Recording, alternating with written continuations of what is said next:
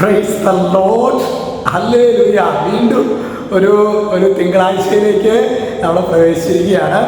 സഹോദരങ്ങളെ, ഈ ഒരാഴ്ച ഒരു വലിയൊരു ദൈവാനുഗ്രഹത്തിൻ്റെ നാളുകളായി മാറട്ടെ എന്ന് പ്രാർത്ഥിക്കുകയാണ് കേട്ടോ.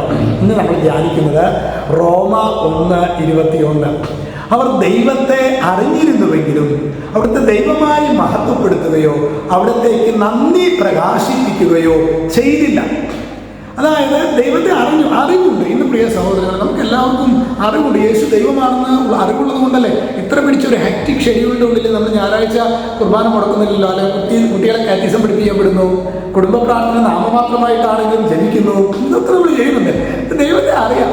പക്ഷേ ഹൃദയം കൊണ്ട് ദൈവത്തെ ദൈവമായി മഹത്വപ്പെടുത്തി അവിടത്തേക്ക് നന്ദി പ്രകാശിപ്പിക്കാത്തിടത്തോളം കാലം ഈ അറിവ് അത് അനുഗ്രഹമായി നമ്മുടെ ജീവിതത്തിൽ മാറുകയില്ല. ഇന്ന് അനേകരുടെ ജീവിതത്തിൽ, പ്രിയ സഹോദരങ്ങൾ, അച്ഛൻ 18 വർഷത്തെ ശുശ്രൂഷ ജീവിതത്തിൽ പ്രത്യേകിച്ച് ഇങ്ങനെ ഈ വികാരിച്ചൻ എന്നതിനേക്കാൾ നവീകരണത്തിൻ്റെ ശുശ്രൂഷയായിട്ട് ബന്ധപ്പെട്ടാണ് അച്ഛൻ്റെ ദൈവം കൊണ്ട് നടന്നിട്ടുള്ളത്.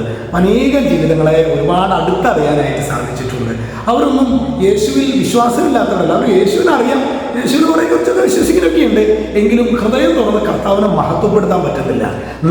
നൽകപ്പെട്ട അനുഗ്രഹങ്ങൾക്ക് നന്ദി പറയാൻ പറ്റുന്നില്ല. ഫലം എന്താണ് സഹോദരങ്ങളെ? ഫലം എന്നും ചെളിക്കുണ്ടിലെ കിടക്കുകയാണ്. അവരുടെ അറിവ് കൊണ്ട്, ആ അറിവ് അനുഗ്രഹമാണ്, കൺവേർട്ട് ചെയ്യാന്ന് പറയുന്നത്. അതായത് നമ്മൾ പണ്ടൊക്കെ ഇന്ത്യൻ ടീമിനെ കുറിച്ച്, ക്രിക്കറ്റ് ടീമിനെ കുറിച്ച് അവസാനം കൊണ്ട് ഈ കലോടക്കി എന്ന് പറയും. അതുപോലെ ഈ അറിവ് അനുഗ്രഹമാകുന്നത് ദൈവാരാധനയിലും അതുപോലെ നന്ദി പ്രകാശനത്തുമാണ്. അത്തരത്തിലുള്ള ആത്മീയതയിലേക്ക് പ്രിയ സഹോദരങ്ങളെ നമ്മൾ വളരുന്നില്ല എങ്കിൽ ഈ അറിവ് അനുഗ്രഹമായി തീരുകയില്ല എന്ന് നാം മനസ്സിലാക്കണം. അപ്പം ഇന്നത്തെ ഈ ഒരു തിങ്കളാഴ്ച ഒരു ആഴ്ച നമ്മൾ ആരംഭിക്കില്ലേ, നാളെ തുടങ്ങി കുറേ കൂടി ഉണർവോടുകൂടി ബലിയർപ്പണം, കാലത്തെ ബലിയർപ്പണം, അതുപോലെ തന്നെ വ്യക്തിപരമായിട്ടൊരു ജപമാല, കുറച്ച് നേരം വചന വായന, ഏകാഗ്രതയോടുള്ള കുടുംബ പ്രാർത്ഥന, ഈ 4 കാര്യങ്ങളും നന്നായി ചെയ്യാനായിട്ട് പരിശ്രമിക്കാം.